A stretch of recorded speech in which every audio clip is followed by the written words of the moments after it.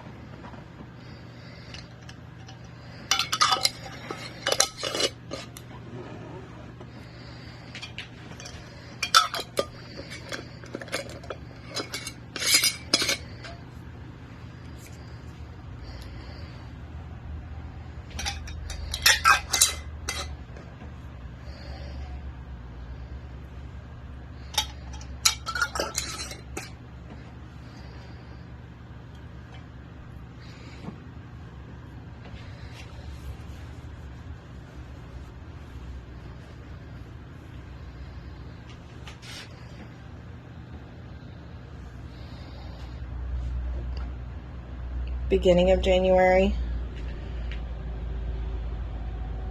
end of January.